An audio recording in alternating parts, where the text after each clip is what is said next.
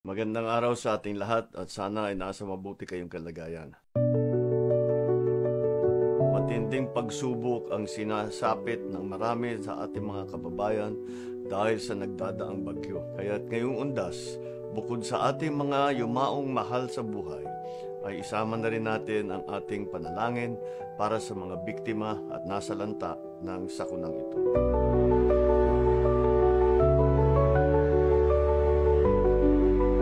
Milyong-milyong individual at pamilya ang naaapektuhan ng nagdaang bagyo. Mahigit 100 ang naitalang namatay at may ilan pa ring nawawala at pinaghahanap pa. Bilyong-bilyong halaga naman ng agrikultura at infrastruktura ang napinsala.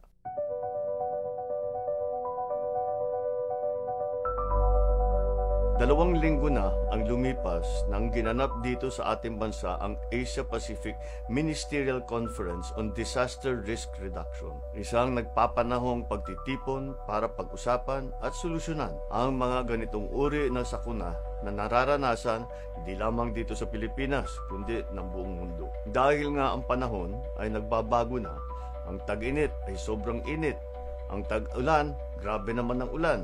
Record-breaking rainfall, ika nga, talagang extreme weather conditions. May mga lugar na hindi pa binabaha kahit kailan, pero lumulubog na ngayon. Sa maikli at mabilis na panahon, tumataas kaagad ang tubig dahil sa bigat ng pagbuhos ng ulan. At ang mga dating mga flood control systems ay na-overwhelm. Kung maalala ninyo ang Undoy, ang bumagsak na ulan dito sa Christine ay halos doble nung bumagsak nung Undoy. Kaya't na-overwhelm ang ating mga flood control. Kaya naman, maraming pagbabago sa pagpaplano ng mga infrastruktura na pinapatayo natin, yun ang mga kailangan gawin. Ang mabilis na pagresponde sa mga nasalanta ay mananatiling prioridad natin. Kasama ang DSWD, DND, DPWH, DILG at iba pang mga ahensya ng pamahalaan. Maaasahan ninyong pagtitibayin pa ang ating national at local disaster risk reduction at response. Bahagi na talaga ito ng pamumuhay natin. Itinuturing na high risk ang ating bansa sa epekto ng climate change. Kaya kailangan natin maging magaling sa larangan na ito. Disaster risk reduction, both the public at saka private sector, para naman mabawasan ang mga napapahamak sa mga ganitong uri na sakuna.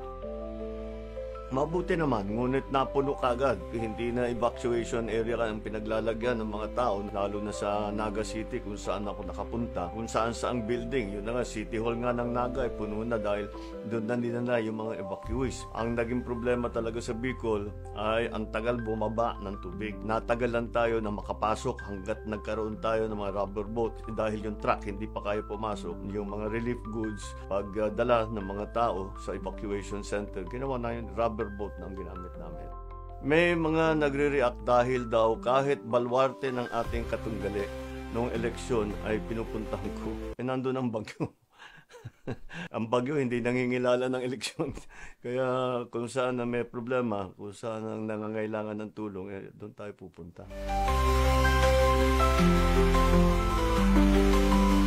Kababayan, hindi tayo titigil hanggat hindi pa nakakabangon ng lahat. Walang pagod ang ating mga ahensya. Naririnig namin ang inyong saklolo at ginagawa namin ang lahat upang mailagay kayo sa mas mabuting kalagayan. Sa isang bagong Pilipinas, lalo pa natin pagbubutihin ang ating pagtugon sa hamon ng climate change. Upang una, mabawasan ang namatay sa bawat sakuna. Pangalawa, upang mabawasan ang bilang ng mga tao at pamilyang naaapektuhan. At pangatlo, upang maprotektahan ang mga maliliit na komunidad at ang mga kabuhayan nila dito. Sa isang bagong Pilipinas, bawat buhay ay mahalaga. Isang payapang undas po sa inyong lahat.